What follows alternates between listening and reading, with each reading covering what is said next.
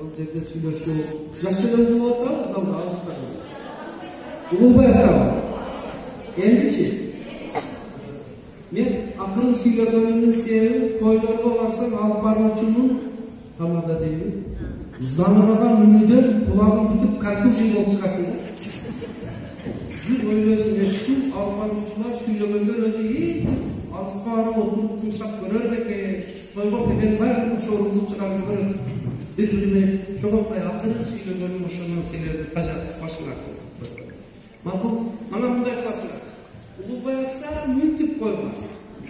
Каттык айтып жиберсе мүнтүп койгон. Мен шолокка ишарат менен түшүнүп жибердим. Анан бүгүн Кудай кааласа мен өзүм сөзүмдү 3гө бөлүп сүйлөйм. Сүйлөй берип бачатабыздар. Анын бул методдун аты ts квадрат. ts квадраттын биринчи т айтылган ойлорду угуп отуруп каттык менен тастыктоо, экинчи т төгүнгө чыгарып мен сындоо. Унутпаңыз. Бул оригиналдуу методдукта мен өзүм залда айтып атам. Мени сындагыла. Мен айтканын баардыгы менен макул боло бербейт. Чымак келдиңби? Анан сынын бири суроо бергиле, сынын экинчиси сунуш айтылат. Мына ошондо эң сонун бир сухбат болот. Мен 5-7-10 мүнөт сүйлөгөндөн кийин сөзүмдү токтотом, сиздерге кесип берем. Силер суроолорду бересиздер, жана ts квадратта аткарат. Макул бекен? Жакшы. Анан бир жери өтө жакшы болсо силерге жакса, эми мындай экен да, олуңарды телефон менен көтөрүп мени тапкыра бербестен мындай айтып койгон. Ол деген жакшы болот да. Эркингүл келдим, мына ушул иштин координатору Эркингүл дегендер бир кол чаап туадылар.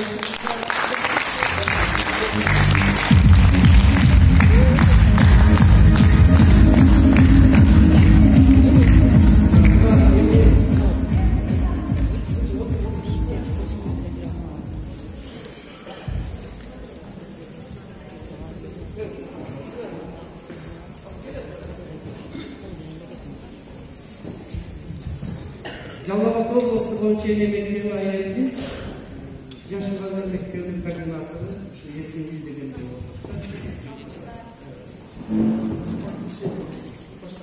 Анан экинчиси дагы Нургүл менен Жумадыл экөөбү тең тургула бергиле. Мына булар ошол Жалал-Абад шаарында сиздердин угуп келишкен Нургүл Москвада иштеп келген, анан кийин билим менен элди агартып маданиятка алып чыгайын деген өтө бир жакшы чыган ишмер кызыбыз мына Нургүл Жалал-Абад. Жумадыл деген болсо азыр сөз берем, бул алып келгендеримдин баардыгына сөз беремин. Ушундай жакшы бир өзүнчө бир философиялык ойлору бар. Жакшы сиздер бакалаврга ойлорду айтып бакалаврга. Республиканын мыктылыгынан башка угабыз. Эми булар көрөйүнбү? Жакшы, опа деп буру мен мына нарында эжеке. Директор эжеке. Нарында анан каластан бир жакшы сапат көргөн. Ал жакта сөз сүйлөп атса, угуп отургандар болбайлы сөз эмес бекен. Азамат бир тайнып, бир күнлүктүк сөз болду деп сүйлөгөн адамга мындай разгон берип турат. Туруп берип. Бұл жерде бізде түскі жақта сүйлі алсаң мүмкін деп. Әйелінен олар айырмайындар телевизда кестер басқа жақта сондай жақсы сапаттардағы үйреніп өзіңізден күшкінген ескерки. Емен жалпы 46 жыл іштедім. Сүлікті сары, орысы тақар, чешен, 46 жылдың, анан 25 жылында эксперимент жүргүздүк, тажрыйба. Ал экспериментке 3 суроого жооп бердик. Бул 3 суроо эмне дегенде, ушунан баштайын, көп жерде баштаган. Анан жөн эле энеликтеги деп айтып берсем, эмне үчүн энеликти? Эмне кереги бар? Энелердин башкаларда иши жокпу? Мугалимдер баласын окуткан алыс келгенси, энесини ham окутсун. Ошондой. Дегенде 3 суроого жооп издеди 25 25 yıl anam ошого жооп жазып, ошо 3 суроодун жообуна 3 китепти жазды. Ал кандай суроо дегенде, биринчиси эмнеге балдар окугусу келбейт? Акыл кызыктар. Биз отличниктер, ударниктер, заманан күчтүү мугалимдер бар экен. Эмнеге жерим келбейт дегенде, жерим окутуп атат. Бар жакшы балдар, өтө аз. 100 экөө окугусу келбейт, окубайт, манабы менен барат. Ошо суроого жооп издедим. Эмнеге балдар окугусу келбейт? Неужели балдар эле кыйналат?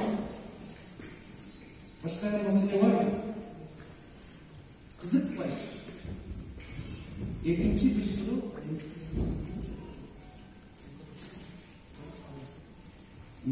Экинчи бир суроо издегеним, эмне үчүн ошо балдардын ата-энеси баласынын билимине кызыгып койбойт? Сурап койбойт, кептерин сурабайт, күндөлүгүн сурабайт.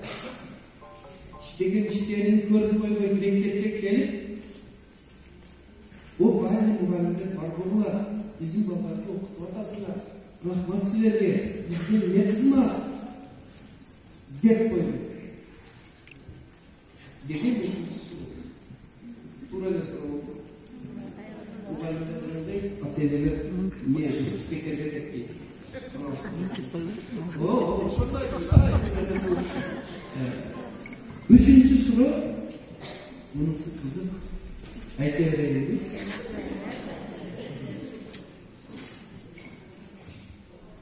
Жакшы мугалимдер бар болсун, ана капырга келип сындап кетти демесин. Эмнеге мугалимдер окуткан билим жукпайт? Эмнеге мугалимдер окуткан билим жукпайт? Эмнеге балдар албайт, түшүнбөйт? Деген үчүнчү суроо. Мына өзү билим берүү процессине катыша турган 3 негизги фактор бар. Катышуучу, окуучу, ата-эне, мугалим. Үчөөгө суроо берип туруп, анан ошого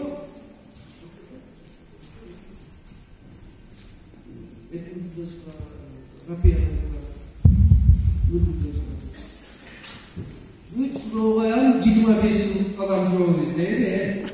Гүлшен агайда айткандай, кыларга ишин болбосо, жок ата-энесиздер үчүн.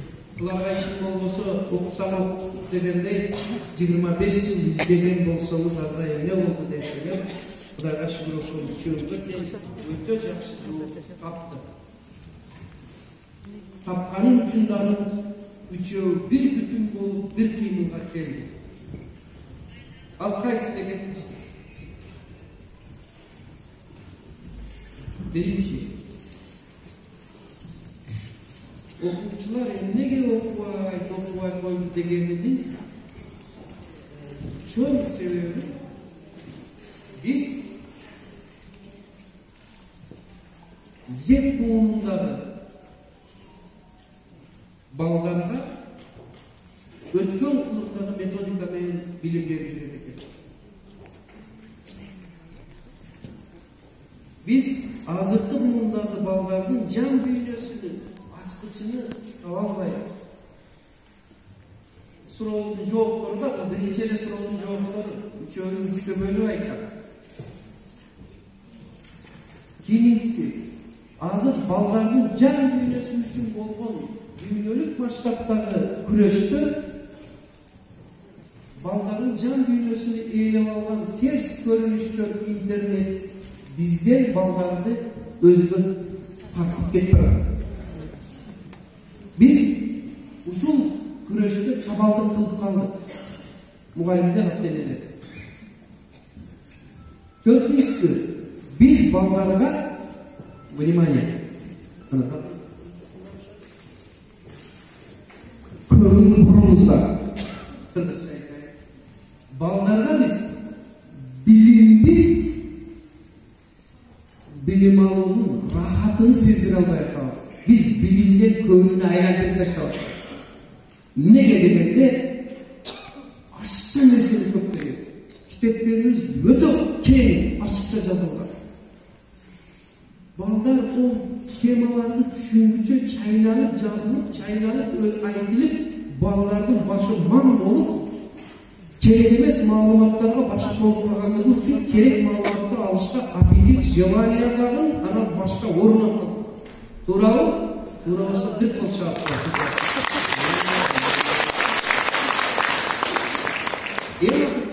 Biz ballardan oku olsa nanday bunday bulup deyimiz ama okunun yolunu ürgütmeydik.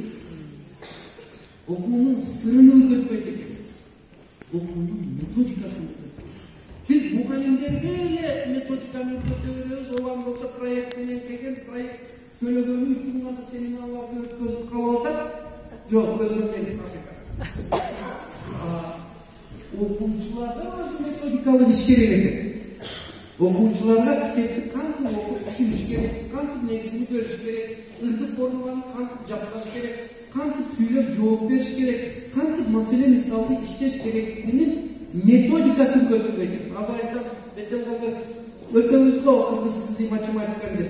Temanı ötösüz, bir okusun temanı öğreninin sırrı götürmek.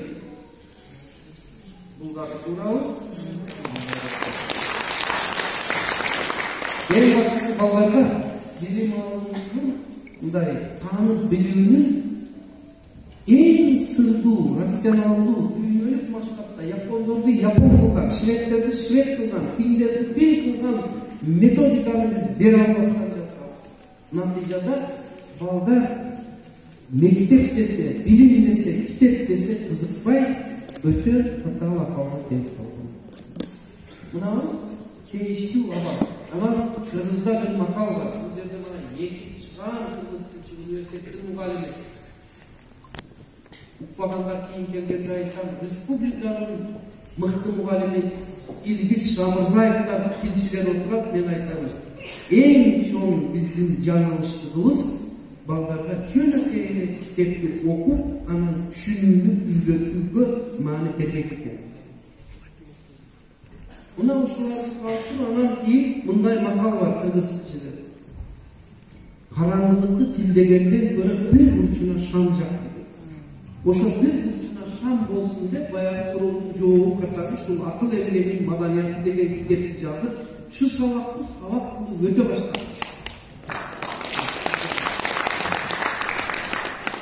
Öte başlagandan başlap mektebimizde özgörü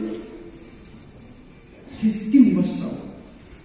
Bayağı savaktan kaççu, savakta okta okurçu, savaktan okurçu, okuyucular çok oldu. Bir ok ben ayağılay, çok olacaktan tiliptim. Nimege sen ayeti kirgizesin. Nimege sen okuyucuna düşünüldü, bu naçanik klasta özü, naçanik klasta işleş gerek. Sen 9-11'lerge dağın bardıkta ötesün. Onun zarınçılığı yok dedi. Sözde ayavay ettim, ayavay. Ata-eneme rahmat, beni özel kılıp terbiyalagan eken, orus eline rahmat, ança-munça kritikaga baş iybestен, maksatка карай барууну үйрөткөн экен, men baş verбестен ишимди уланып бердим. Meni o erте дегенден кийин анан жүзүм жарык болду. Илгери макталып доска почетага илинип, районда сүйкүмдүү, любимчик болуп жүргөн мектептер резкий o эртеден түшүп кетти. Биздин окуу жана түшүнүү аябай киргизген окуучуларыбыз орточо баллы 173 болуп, республикада биринчиге чыгып кетти.